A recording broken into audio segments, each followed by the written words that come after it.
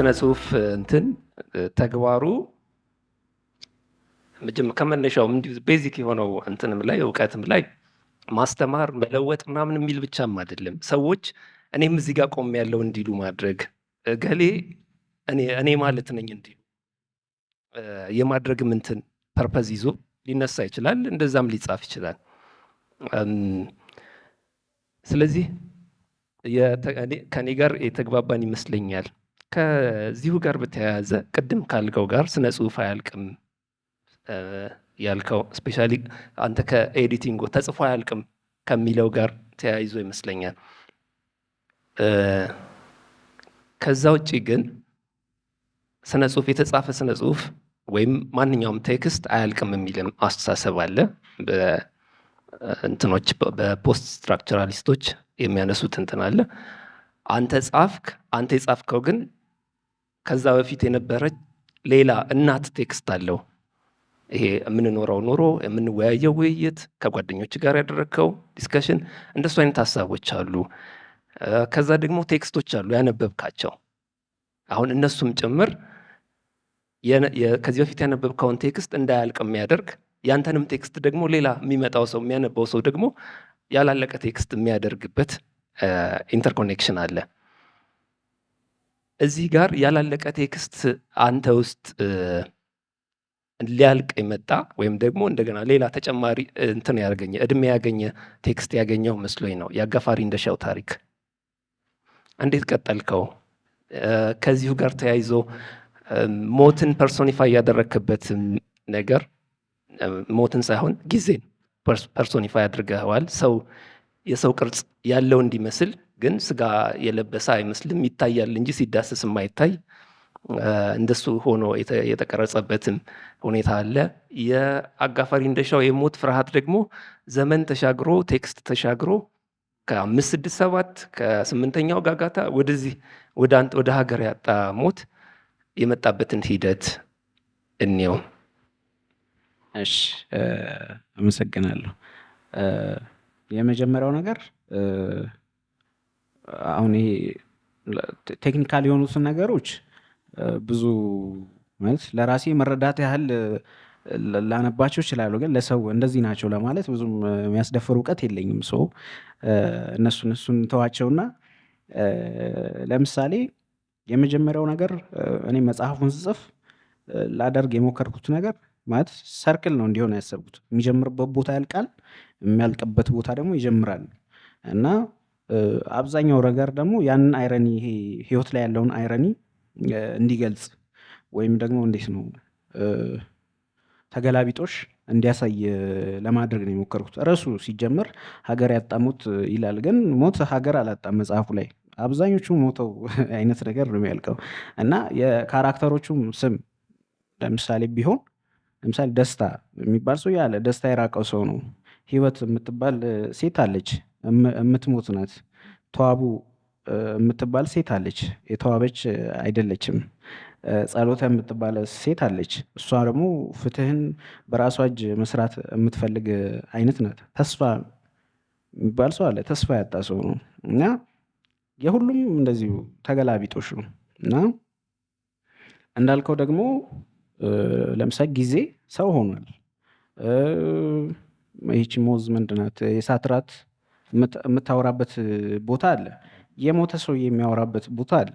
አሁን እነዚህ ነገሮች የተለመዱ ነገሮች አሉ፣ ግን እንዳልከው ያልተለመደው ለእኛ ሊሆን ይችላል። ምናልባት ማለት አሉ እኛም ሀገር እንደዚህ አይነት ስራዎች፣ ግን ይሄ ኢናኒሜት የሆኑ ግዑዝ ነገሮችን ፐርሶኒፋይ ማድረግ ይሄ ኢት ናሬቲቭ የምንለው ደግሞ ይሄ ግዑዝ ነገሮች እንዲተርኩ ማድረግ ምናምን እና የሰውን ኢሞሽን የሰውን ኢንቴንሽን መስጠት ለነገሮች አንትሮፖሞርፊዝም የምንለው ማለት ነው። እነዚህ ነገሮች በሌላ ዓለም ሊትሬቸር ላይ የተለመዱ ነገሮች ናቸው። እና ልሰራ ያሰብኩት ነገር ጊዜ ሰው ሲሆን ፐርፐስ ስላለው ነው። እኔ ጊዜ ሰው የማድረግ ፍላጎት ኖሮኝ ሳይሆን ፐርፐስ ስላለው እና በዛ መልክ ማስቀመጥ ስላለብኝ ብቻ ነው። የሆነን ፐርፐስ ሰርቭ ስለሚያደርግ ማለት ነው። እና ፋሲኔት የሚያደርጉኝ ነገሮች ቅድም እንዳልኩ ጊዜና ቦታ ነው አይደል? ሁለቱ ዳይሜንሽን ነው ለሰው ልጅ የተሰጠው የማስቡ ማለት እኔ አሁን እዚህ ያለው እዚህ ቦታ ላይ አለሁ፣ እንደገና ደግሞ አሁን አለሁ። ከዛ ሶስተኛው ዳይሜንሽን ኢማጂኔሽን ነው። ምንም በቃ በኢማጂኔሽናችን ምንም ነገር ማድረግ እንችላለን እና ፊክሽን ደግሞ ያንን ነፃነት ይሰጣል ከሌላው ይልቅ ማለት ነው። ስለዚህ ምን ላደርግ እችላለሁ እንደዛ ከማድረግ ውጪ ማለት ነው? ጊዜ ሰው መሆን ነበረበት፣ ምክንያቱም ጋሽ ደስታን ማናገር ስለነበረበት ማለት ነው። እና ሀገር አጣሙት ላይ ያሉትም ነገሮች ለምሳሌ ልሰራው የፈለግኩት ነገር አንድ ላይ የማይሆኑትን ነገሮች አንድ ላይ እንዴት ማድረግ ይችላለሁ ነው። ለምሳሌ በጣም የድሮ የሚመስሉ ነገሮች አሉ መጽሐፉ ላይ። የድሮ የሚመስሉት ነገሮች አሁን የእኛ ዘመን አይደለም ምናምን። በጣም የድሮ ነገር ትወዳለህ ያለኝም ሰው አለ ለምሳሌ፣ ማለት የእኛ ዘመን ያልሆነ የሚመስል ነገር ማለት ነው። እንደገና ደግሞ እዛው ላይ ሶፋ የሚል ተርም ደግሞ አለ እዛው ላይ እና ጊዜው ራሱ አንዳንዱ ጥንት ይመስላል፣ አንዳንዱ ቅርብ ይመስላል ነገር እና የመጨረሻው የሚጀምርበት ታሪክ በጣም ፕሪሚቲቭ ቦታ ነው። ሀገር የሚባል ቦታ ነው። ራሱ ስም የለውም ራሱ ሀገር ብዬ ነው እንትን ያልኩትና መጀመሪያው በጣም ይሄ ጥንታዊ የሚመስል ነው። የመጨረሻው ደግሞ መጨረሻ አካባቢ ያለው እኛ ዘመን የሚመስል ስትራክቸር ያለው ነው እና የምርም ደግሞ እነዛ ነገሮች እኔ ያጋጠሙ የኢንካውንተር ያረኳቸው ነገሮች ናቸው። እና ራሴንም ለምሳሌ ካራክተር አድርጌያለሁ። ሄኖክ የሚባል እንትን አለ እና ለምንድን ነው እንደዛ የሆነው ምናምን እንደዛ ያደረኩት ያው ራሴ ያጋጠመኝ ነገር ስለሆነ ታሪኩ ይሄኔ ባይሆንም ራሴን ለማቅረብ የተጠቀምኩት ነገር ነው። እና እነዚህ ነገሮች በሙሉ አሁን በተለምዳዊ አይነት አጻጻፍ ብጽፈው ላይመጣልኝ ይችላል። ስለዚህ ያንን ነገር ማድረግ ነበረብኝ ነው። መጀመሪያ ኮንተንቱን ከመስጠቴ በፊት ኮንቴይነር ወይም ደግሞ ያን ቅርጽ የሚይዝበትን ነገር መስራት ነበረብኝ። ስለዛ ያው እነዛ ነገሮች ተጠቅሜያለሁ። እንዳልከው አጋፋሪ እንደሻው ምናምን ያልከውን ያው እንደ ማንኛውም ሰው አንብቤዋለሁ፣ ግን ፋሲኔት ያደርግሃል ምናምን። ከዛ የሚመጣው ለምሳሌ እዛ ላይ ህይወትን ጋሽ ደስታ ለምሳሌ ህይወትን በሞት ለመቀየር የሚፈልግ ካራክተር ነው እና እዛ አጋፋሪ እንደሻው መሞት አይፈልግም ነው። ይህም መሞት አይፈልግም ነበር ጋሽ ደስታ እና መጨረሻ ላይ ህይወት ሲሰጠው ግን ሞትን መልሶ መፈለግ የጀመረ እና አንድ ሰው ለምሳሌ እኛ ህይወት ቢሰጠን በጣም ማያልቅ ህይወት ቢሰጠን ዘላለማዊ የሆነ ህይወት ከሰው ተነጥሎ ቢሰጠን እንወስደዋለን ወይ እንኖረዋለን ወይ? እና የአጋፋሪ እንደሻው ታሪክ ማለት እንደዚህ አይነት ካራክተር እያነሳው ዝም ብዬ ልተወው ወይም ላልፈው አልችልም። እንደዛ ተመሳስሎች ስላለው ማለት ነው። ያንን ነገር ለሰው ኦነስት መሆን ስለነበረብኝ እንደዛ አስቀምጬዋለሁ። እና ሌሎችም ለምሳሌ የሂስቶሪካል ፊገሮች አሉ። የራስ አሊ፣ ደጃቹቤ፣ ካሳ ምናምን የሚሉ ተጠቅሜያለሁ። እነሱ ካራክተር አይደለም እኔ የጻፍኩበት መንገድ። ሜን ስቶሪው ግን ሁለቱም ተጋጥመው ሁለቱም ሸሹ ነገር የተሸነፉ መስሏቸው፣ እሱ ሂስትሪ ላይ የሚታወቅ ነገር ነው። እና እሱን ግን እንዴት ነው ወደ ስቶሪ ሊመጣ የሚችለው?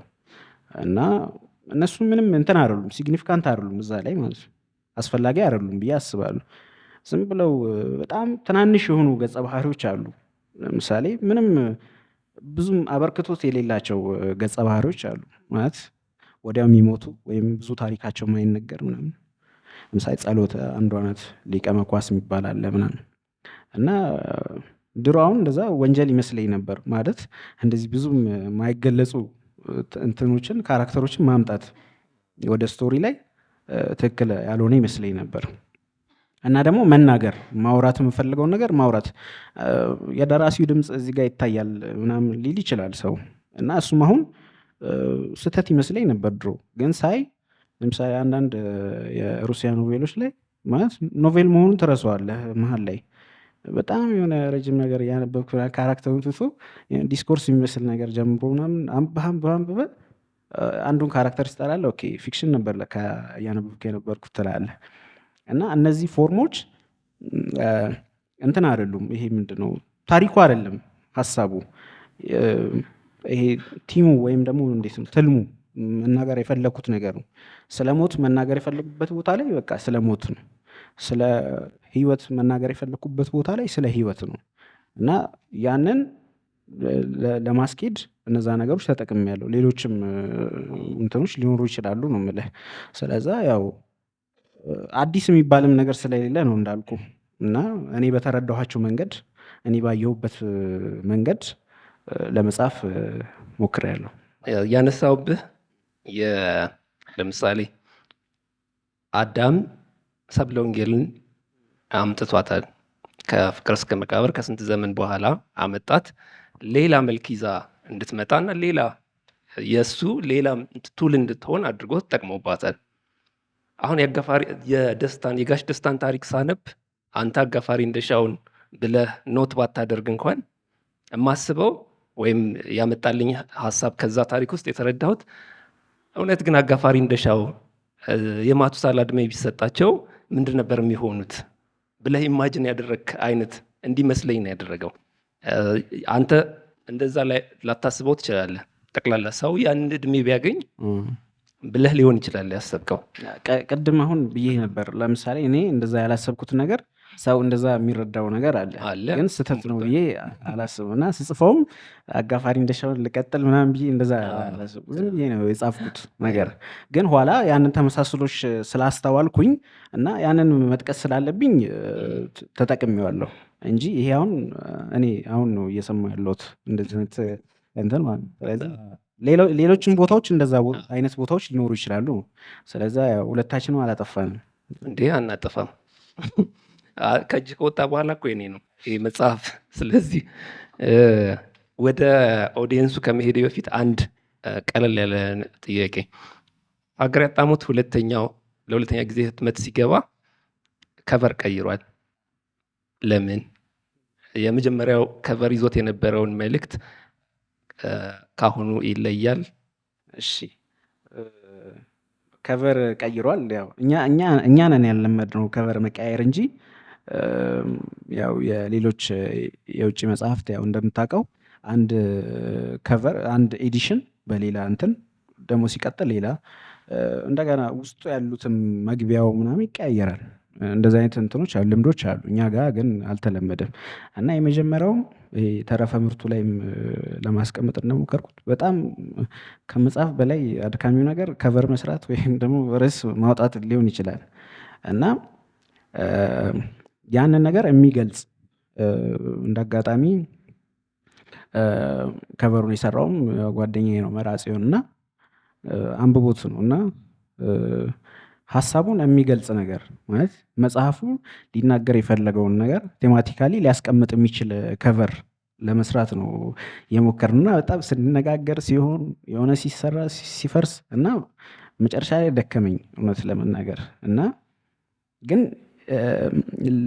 የሆነ የምፈልገውን ነገር ያገኘሁት ይመስለኛል መጨረሻ ላይ። ምክንያቱም እያንዳንዱ ነገር የገባው ነገር ዝም ብሎ ራንደምሊ የገባ ነገር አይደለም እና እንደዛ መሆን ስለሌለበት ማለት ነው። ለምሳሌ የሆነ ከቨር ሲሰራ የሆነ ፎቶ ፕሪንት ተደርጎ ብቻ ቢቀመጥ ያም ከቨር ነው። ግን እንደዛ እንዲሆን ስላልፈለግኩና መጽሐፉ ላይ ላነሳ ወይም ደግሞ ልናገር የፈለኩትን ነገር ከቨሩም ላይ እንዲታይ እና እያንዳንዱ የተቀመጠው ነገር ትርጉም አለው፣ መልእክት አለው። ያን ነገር አስቀምጧል። ሰው ጋር ሲደርስ እንዴት ነው የሚለውን ነገር ባላቅም ማለት ነው። እና ይሄኛው ሁለተኛውም ዘሴም ሀሳብ ነው ያለው፣ ግን ትንሽ ደግሞ ለአይን በጣም ቀለል በሚል ሲምፕል በሆነ መልኩ እንዲቀርብ በሚል ሀሳብ ነው ወደዚህ የመጣው ማለት ነው። ሁለቱም ከቨሮች እወዳቸዋለሁ። እንግዲህ ሰው ደግሞ የራሱ ምርጫ አለው። ለምሳሌ ይህን በጣም ይወድደዋል፣ ወይ ለምን ቀየርከው ምናምን የድሮ የሚልህ አለ። አንደኛው እንደውም ርዕሱን ብትቀይረው ያለኝም ሰው አለ።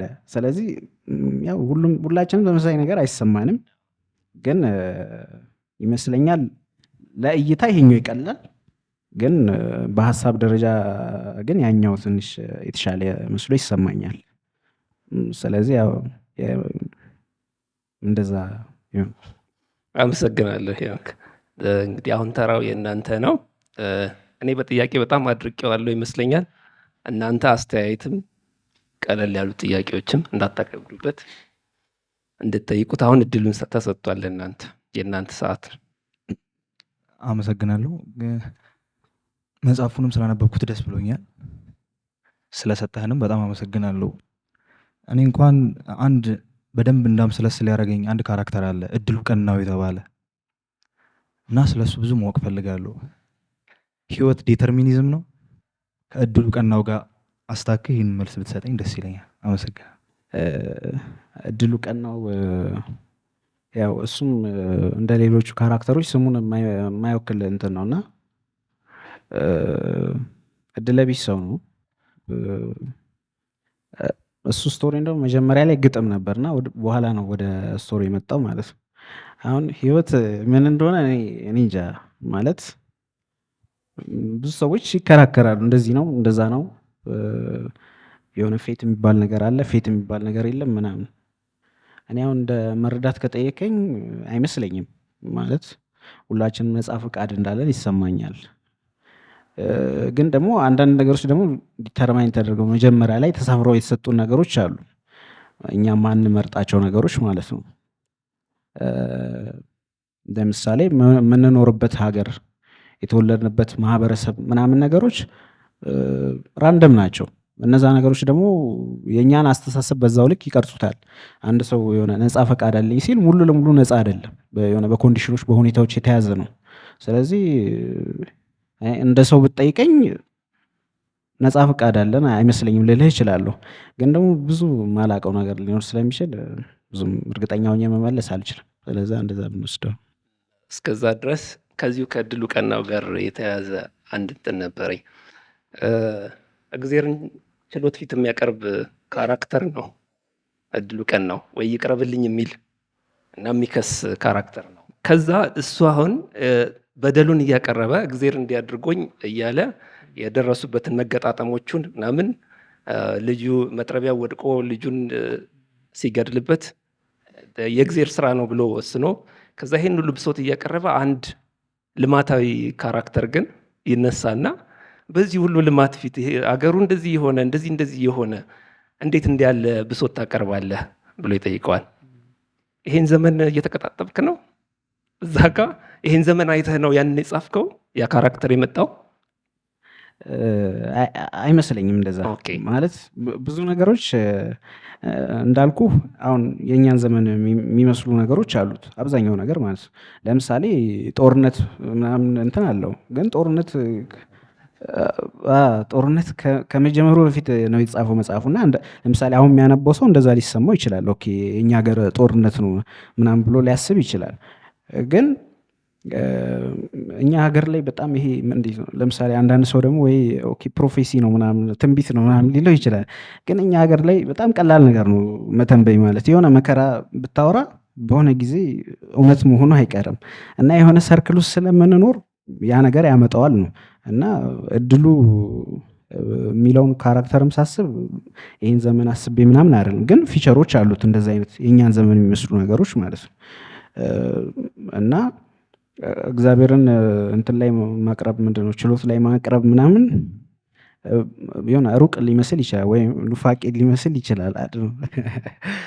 ግን ማለት ምን ችግር አለው? ፊክሽን አይደል? እና እንዳልኩ ደግሞ የሆነ መናገር የምፈልገውም ነገር ስለነበር ያንን ነገር በሱ በእድሉ በኩል አውርቼዋለሁ እና ተጻራሪ ናቸው ሁለቱም የሚቆሙበት መንገድ። ለምሳሌ ለምን እንደዚህ ትላለህ የሚሉት ሰዎች አሉ። እሱ ደግሞ የደረሰበት በደል ደግሞ የራሱ ነው፣ አንደርስታንድ አልተደረገም ነው። እና ኮኢንሲደንሶቹም አጋጣሚዎቹም ሲገጣጠሙ ይህ ሰውዬ ማንን ሌላ እንትን ሊል ይችላል፣ ማንን ሊከስ ይችላል ነው። እሱም ወንድማችን የሚያነሳው ጥያቄ ያ ነው። አሁን ዲተርሚኒዝም ምናምን ያለው ያን ለምሳሌ እኔ እንደዛ አላስብም። ማለት እግዚአብሔር እኛን እየተከታተለ ምናምን የሆነ ለማጥቃት ወይም ደግሞ የሆነ መልስ ለመስጠት ምናምን እንደዛ የሚሞክር አምላክ ነው ብዬ አላስብም። እንደዛ አልረዳውም። ግን ደግሞ ነገሮች አንዳንዴ ኮኢንሲደንስ የሆነ የተሰላ ነገር ይመስላል ህይወት ላይ ስናየው ማለት የሆነ አጋጣሚ የሚመስሉ ነገሮች የምር ተሰልተው እኛን የሆነ ነገር ለማድረግ እንደዛ ይመስላል። ግን እንደዛ አልወስደውም። እድሉም ቢሆን የደረሰበት ነገር ያን መጨረሻ ላይም ፍትህ አያገኝም፣ የሚፈልገውን ፍትህ አያገኝም። ማግኘትም የለበትም። ምክንያቱም በዛ መልክ ማለቅ ስላለበት ስቶሪ ማለት ነው። ለዛ ነው። አመሰግናለሁ። መጽሐፉን ቅድም ሀሳብ ያለው መጽሐፍ ነው። የገበያ መጽሐፍ አይደለም። ያው የገበያ መጽሐፎች ይታወቃሉ። ከዛ ለየት ባለ መልኩ የተጻፈ መጽሐፍ ስለሆነ ወድጄዋለሁ። ሀገር ያጣ ሞት ላይ እድሉ ቀናው ላይ ቅድም ስላነሳውም ደስ ብሎኛል።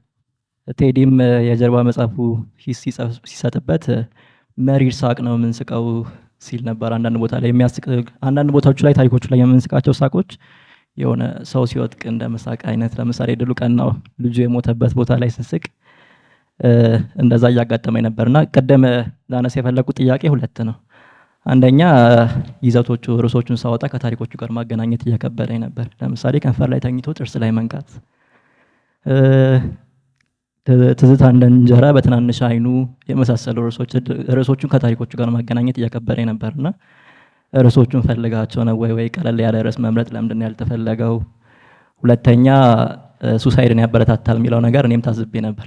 በተለይ ኮት አድርጎ ለሚያወጣው ሰው ለምሳሌ ህይወት ጨለማ ሲሆን ሞት ብርሃን ይሆናል። ቃላት መጽሔት ላይ ማንብቤው ነበር መሰለኝና ለሞት ያለ ኪዩሪዮሲቲ ከህይወት ያለ ኪዩሪዮሲቲ ይበልጣል ወይ? ጨለማውን ነገር ስንመለ ጉጉቱ ይጨምራል ወይስ ይቀንሳል? ለሞት ያለ መረዳት ለህይወት ያለውን መኖር እንድንኖር ነው የሚያደርገው ወይስ ደግሞ ለሞት እንድንፈጥን ነው የሚያደርገው የሚለውን ነገር መጠየቅ ፈልጌ ነው። አመሰግናለሁ። ከመጨረሻው ልጀምር እና ሱሳይዳል እኔ እንዴት እንዳያችሁት አይገባኝም። ነገር መናገር እንደዛ አይነት መልእክት አስተላልፌ ከሆነ አላቅም፣ ግን በፍጹም እንደዛ አይነት ነገር የለውም። ማለት የህይወት አካል የሆኑ ነገሮች አሉ። ለምሳሌ ራሱን ከገደል ላይ የሚወረውር ሰው አለ ማለት የሆነም ሰው ራሱን ከገደል ላይ ይወርወር እንደማለት አይደለም። እንደዛ ሊትራሊ እንዳይወሰድ ማለት ነው። ግን እንዳልከው ደግሞ ለምሳሌ ሞት ህይወት ስንል አንተ የሚያነሳው ቦታ አለ ለምሳሌ እና ህይወት ጨለማ ሲሆን ሞት ብርሃን ሳይሆን ሞት ተስፋ ይሆናል አይነት ነገር ማለት ነው። እና አሁን እነዚህ ነገሮች ምንም በቃ ያ ካራክተር ነው። እኔ አይደለሁም ተጠያቂው ለዚህ ማለት ነው። ያ ካራክተር ማለት ነበረበት በዛ ቦታ ላይ ብሎታል እንደዛ እና አልፏል እንደዛ ማለት ነው። እንደውም ለእኔ መጽሐፉን የሚጠቀልል ነገር ካልከኝ የመጨረሻው ላይን ነው። የእናቴን ፈገግታ ለማየት ከፀሐይ ቀድሜ ነቃው አይነት የሚል ነገር አለውና በቃ ለእኔ ያ ነው እንትኑ ማለት ነው። ማለት ህይወት በጣም አጓጊ ላይሆን ይችላል ምናምን በጣም በብርሃን የተሞላ ላይሆን ይችላል፣ ግን መነሳት አለብህ መንቃት አለብህ ነው። እንደዚህ አይነት ካራክተሮች የሚወክሉት ነገር እኔ ልጠይቅበት አልችልም። ምክንያቱም በቃ እንደዛ ማለት ነበረብኝ። ሱሳይዳል የሆነ ካራክተርም ልጽፍ እችላለሁ ግጥም አድርጌ ማለት ነው። ግን ለምንድን ነው ያ ካራክተር የህይወት ዘይቤው እንድትከተሉት ምናምን አድርጌ የማቀርበው ነው እንደዛ አፕሮች ማድረገው እንደዛ አይመስለኝም። ግን እንዳልኩ ቅድም የሆነ የምንሸሸው የህይወት ክፍል አለ ብዙ ጊዜ ስነ ጽሁፍ ላይ ያም ይመስለኛል ያልጠቀመን ማለት የሆነን ነገር ማውራት አንፈልግም። የሆነን የህይወት አካል ቆርጠን ማውጣት እንፈልጋለን። ከዛ በቃ የሚመቸን ነገር ላይ ወይ መስማት የምንፈልገው ነገር ላይ ምናምን፣ ግን እንደዛ አይደለም። እንደውም ለእኔ በጣም እንግዳ ነገሮች ነበሩ እነዚህ ነገሮች ማለት ነው። ሩቅ ማለት ሩቅ ናቸው የጻፍኳቸው ነገሮች አንዳንዶቹ ሩቅ ናቸው። በጊዜ ሂደት በማወቅ ምናምን ነው እንጂ የሆነ አሁን እንደዛ ካሰብክ እንደዚህ አስበዋል ፊል አድርጓል ምናምን ልትል ትችላለህ ማለት ነው። ግን ያ የራሱ ውክልና አለው። በቃ እድሉ ከሆነ ካራክተሩ እድሉ ሁላ ለጋሽ ደስታ ሊጠየቅ አይችልም እንኳን እኔ ነው የምልህ። እና በቃ ካራክተር ነው እንደዛ ተቀበለው። ሞት ግን አዎ ፋሲኔት ያደርገኛል። ማለት ምንድነው ሞተን የት ነው የምንሄደው? ሁሉም ሰው ይጠይቃል ይህን ጥያቄ። ሞቼ የት ነው የምሄደው? ከሞት በኋላ ምን አለ ምናምን። እንደዚህ አይነት ነገሮች የሁላችንም ጥያቄዎች ናቸው። ዓለም ላይ ለሁላችንም ተመሳሳይ ኮንስታንት የሆነ ነገር ሞት ነው፣ ህይወት ነው። ስለዚህ ከዚህ የት ልናመልጥ እንችላለን ነው። የምንጽፈውም ነገር በዚህ ውስጥ ያለ ነገር ነው። በሞትና በህይወት መሀል ያለ ነገር ነው። ሌላው ነገር በሙሉ ማለት ነው። እንደዛ ነው የምንወስደው እንጂ እኔ በዛ መልኩ አልረዳውም ነው የምልህ። ሰዎችም ባይረዱት አበረታታለሁ። ከተረዱትም እንግዲህ ምንም ማድረግ አልችልም ነው። ሌላው ርዕሶቹ ያልከው ከንፈር ላይ ተኝቶ ጥርስ መሃል መንቃት የግጥም ርዕስ ነው እውነት ለመናገር እና ያኛው ትዝታ እንደ እንጀራ በትናንሽ ሻይ ነው የሚለውም ሌላ ጽሁፍ ነበረው እና ግን ራሳቸው ለእኔ የሚወክሉት ነገር አለ ወይም ደግሞ የሚናገሩት ነገር አለ ብዬ አስባለሁ።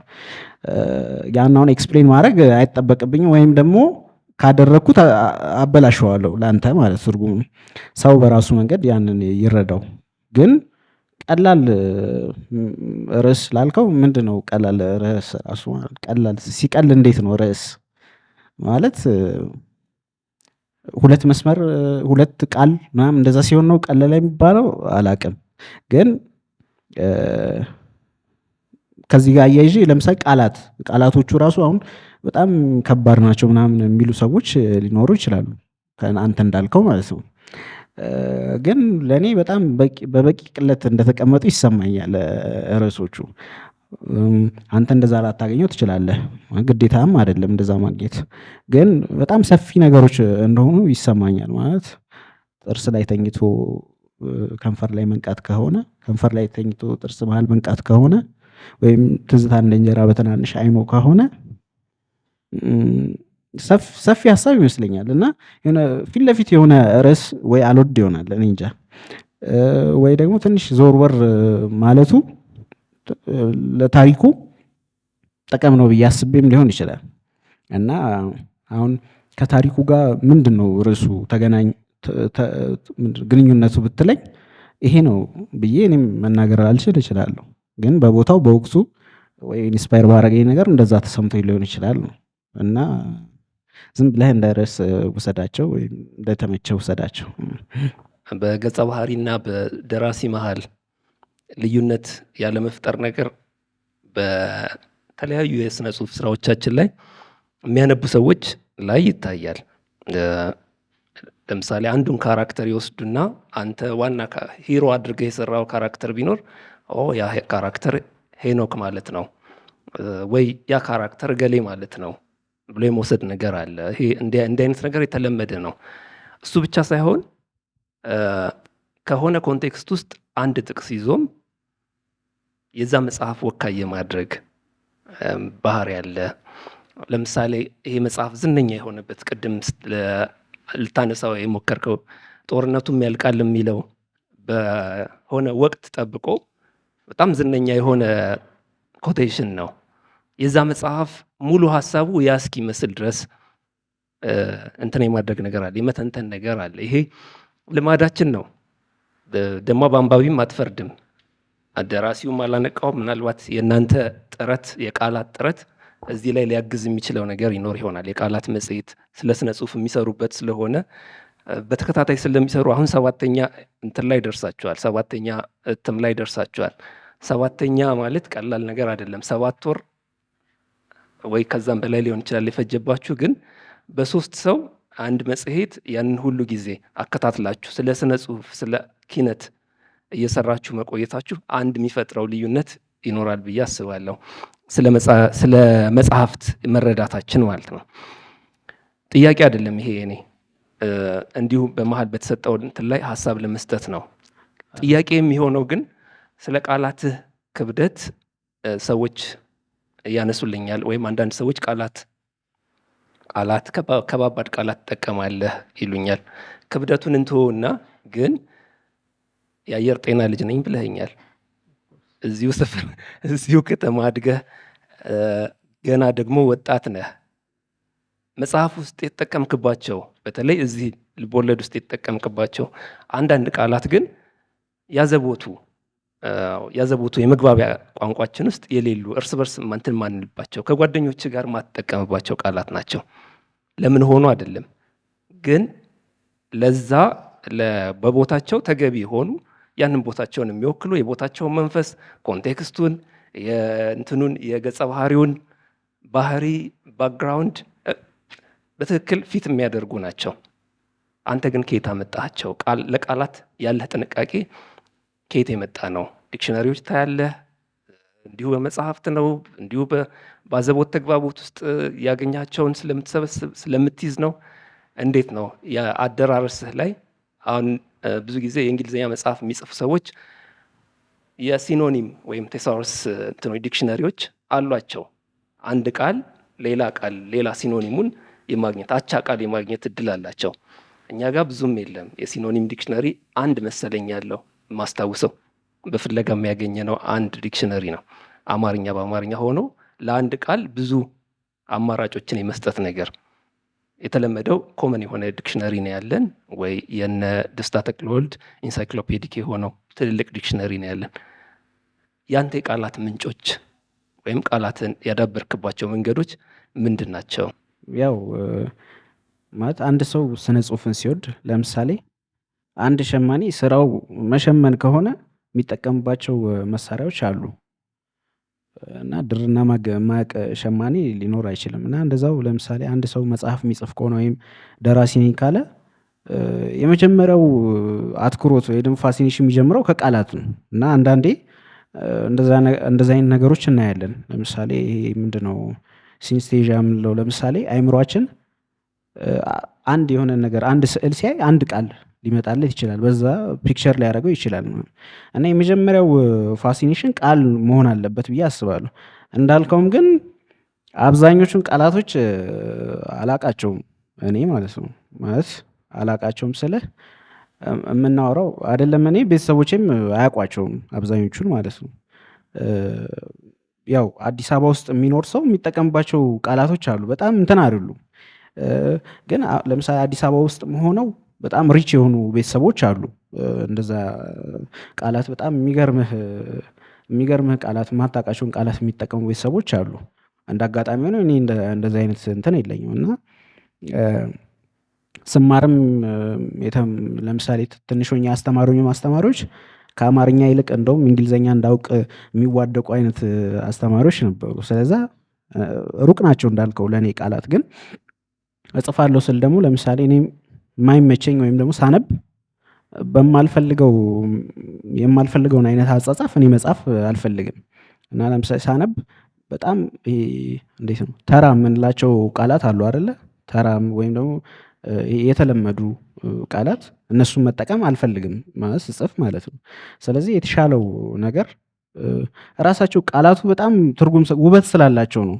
እና ምንም ሳትል ቃላቱ ራሱ የሚናገሩት ነገር አለ። እና ያንን እንትን ለማለት ዲክሽነሪ ማንበብ ነበረብኝ። ዲክሽነሪ አነባለሁ።